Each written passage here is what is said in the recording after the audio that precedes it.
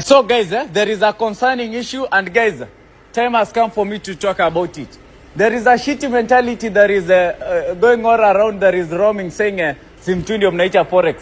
Honestly, let me ask you a question.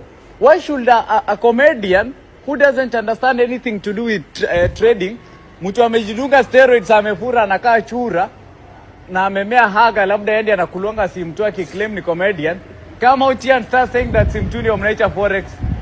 Hiyo matako yako yenye umenaonesha, mbona imenaona kama si ati naenda kugongwa? Ebu look at me. Mimi kama mtu anaanza kugongwa nyuma. Niko na nini ya kugongwa nyuma? The young people are trying to hide in the technology, in the terminology that Sim2 mnaita forex, to console yourselves as to why you are poor. Hapa kuote mkiangalia, let me ask you something. Hapa kuote mkiangalia, hapa kuna mtu anakaa anauza mkundu. Let me ask you a simple question. Sisi tumekuja na wanawake wako huko wanajibamba. They are somewhere in there. Si ndio? Mnaona mtu anakaa kuuza mkundu hapa? Amina aliza na Sim2. Mtu anaweza shika mimba na Sim2. Mnaona aje hii maneno? Niwaulize. Mafuta kwa supermarket imeisha. Aramis. Mkundu, ngoja. Niliuliza swali rahisi juzi. Kuna mkundu ya mtu imefungana? Hakuna. Si kila mtu alizaliwa na mkundu ikiwa wazi. Hakuna mtu ameshonwa, si ndio? Kweli. Alafu yako inanuka mafi nini? Mbona yeye nunuliwa? Uza tujaribu uone kama uza umbwa. Ati nini banka? Umbwa. Unasema tunauza nini?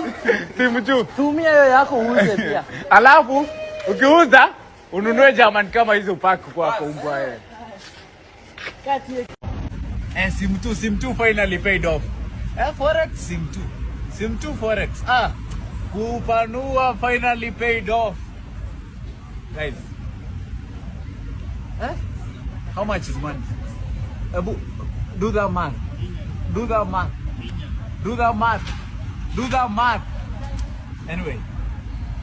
Check on this.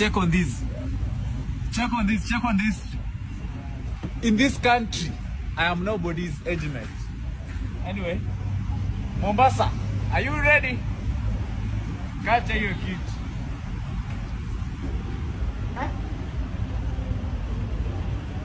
Ajaja. Hey, mafuta imegonga.